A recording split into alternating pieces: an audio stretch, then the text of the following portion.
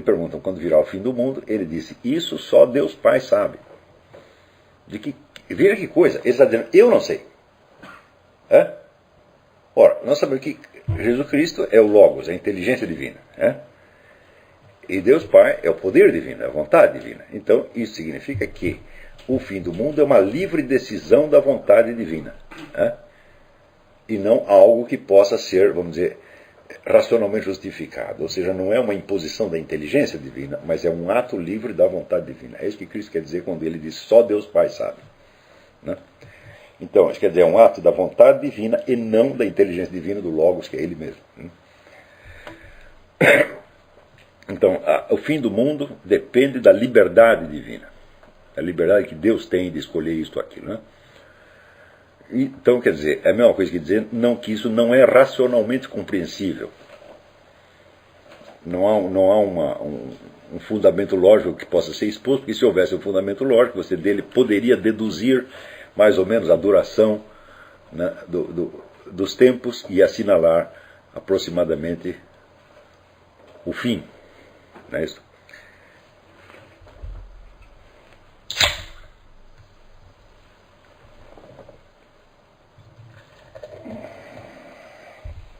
Sem contar o fato de que esse fim ele é precedido de muitos outros fins que o simbolizam. Por exemplo, o fim de uma civilização, o fim de uma vida, a morte de uma pessoa, tudo isso simboliza o fim do mundo.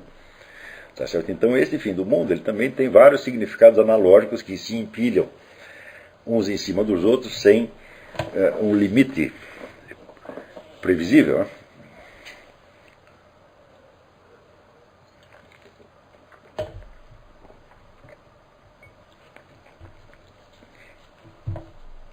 Então, estou dizendo aqui, com o cristianismo, pela primeira vez, se torna acessível ao ser humano a ideia muito vaga de um percurso total da humanidade.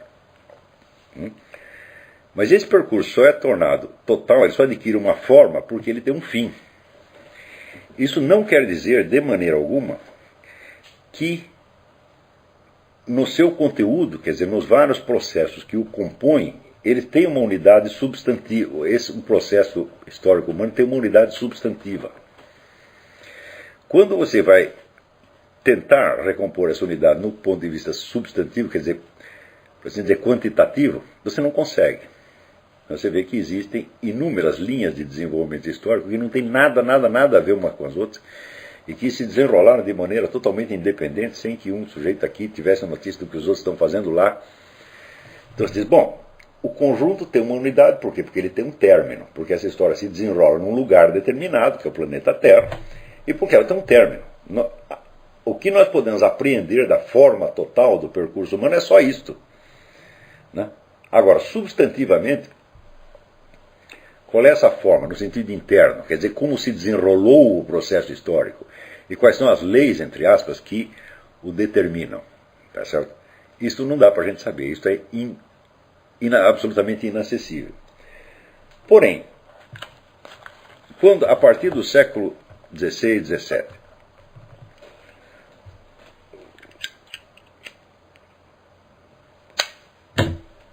o domínio que o cristianismo exercia sobre a imaginação das pessoas na Europa vai se dissolvendo, tá certo? Então, na mesma medida, a ideia do processo histórico vai perdendo a sua referência à infinitude e à eternidade e vai se tornando uma ideia, vamos dizer, substantiva e, por assim dizer, materializada.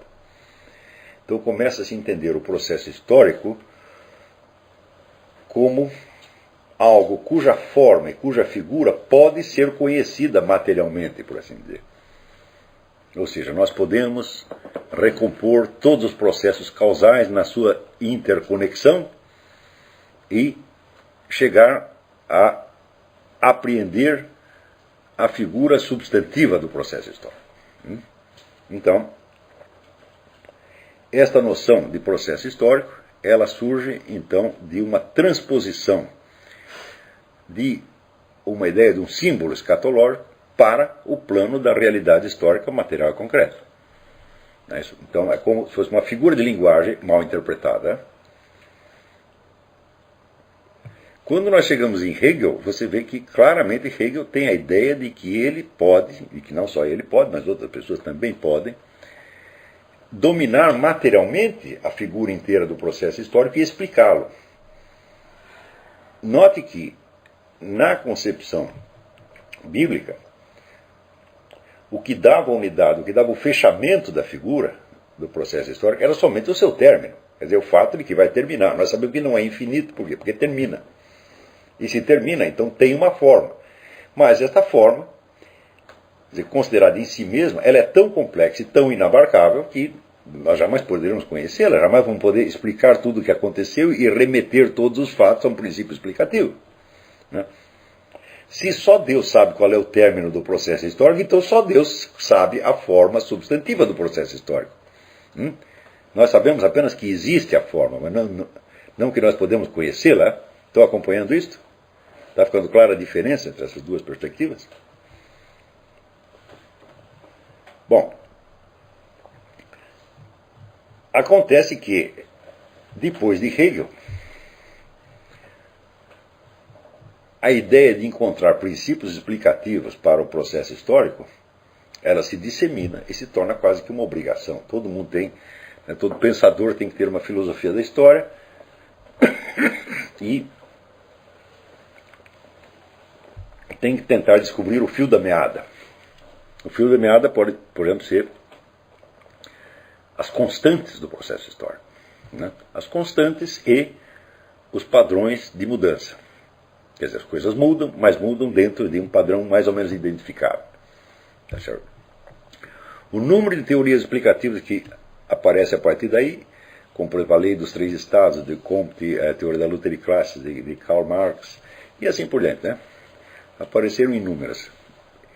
E apareceram tantas que a ideia de que nós podemos ter um controle intelectual do processo histórico se disseminou ao ponto de que todo garoto de escola hoje acha que ele sabe qual é a forma do processo histórico e para onde o mundo está indo.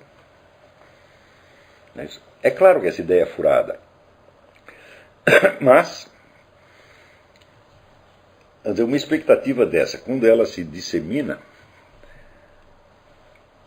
culturalmente, se torna, vamos dizer, quase que uma obrigação cultural, então ninguém mais vai parar para pensar, será que isso é execuível mesmo? Tá certo? Claro que também sempre aparecem as reações, quer dizer, os céticos, os caras que negam a possibilidade desse conhecimento e enfatizam, vamos dizer, a irracionalidade ou inabarcabilidade do processo. Mas a simples existência dos céticos prova também a existência daquilo que eles estão contestando. Não é certo? Então, de um lado você tem milhares de pessoas, milhares de cérebros tentando, uns após os outros, mostrar alguma unidade do processo histórico. Né? E do outro lado, outros tantos milhares de cérebros negando que esta unidade exista ou que ela seja cognoscível. Não é certo? Então, é claro que nesse caso, vamos dizer, a razão, substantivamente falando, está com os céticos. Seu processo histórico não é de fato redutível a uma forma identificável. Porém,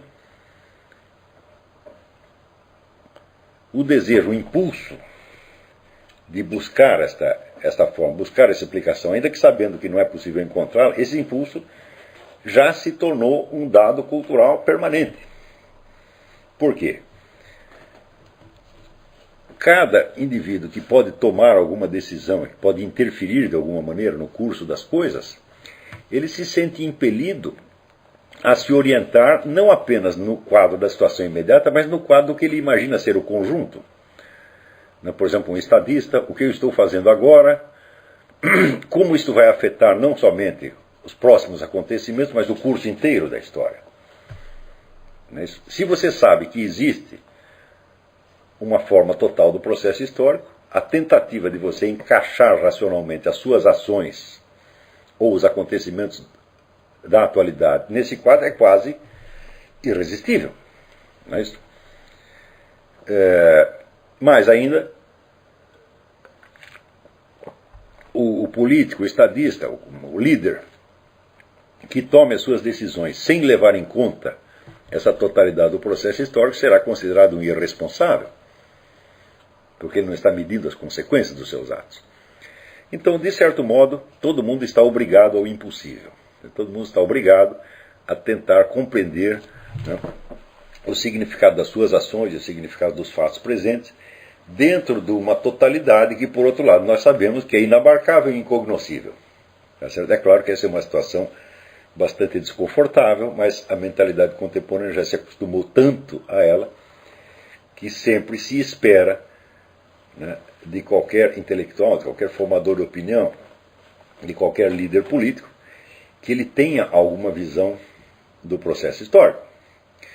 Isto mesmo, vamos dizer, as pessoas mais modestas intelectualmente são de algum modo obrigadas a tomar uma posição. Você vê que na última campanha eleitoral brasileira, então, por exemplo, as pessoas prometem transformar o Brasil numa grande potência. O que é a expressão grande potência?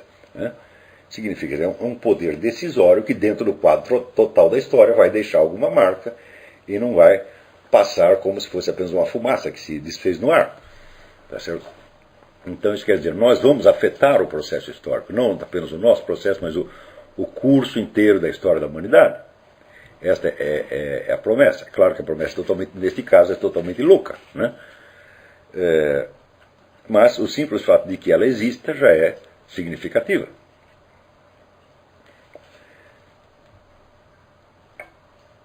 Então, também é normal que no curso das discussões políticas e culturais, os porta-vozes das distintas correntes de ideias se sintam obrigados a justificar as suas ideias e propostas à luz de uma interpretação total da história. Não é isso?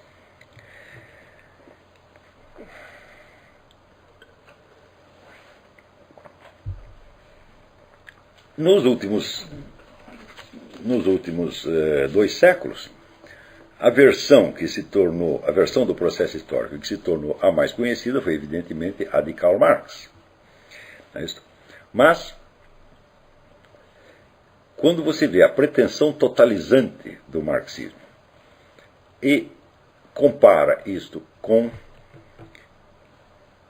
a estreiteza dos dados que ele leva em conta, você vê que é uma coisa totalmente desproporcional. Porque como pode o indivíduo tentar traçar a figura total do processo histórico apenas a partir de dados sobre um negócio que ele chama de sistema de produção? Quer dizer, dentro da história acontecem tantas coisas, e alguns dos fenômenos mais espetaculares têm pouco ou nada a ver com o sistema de produção.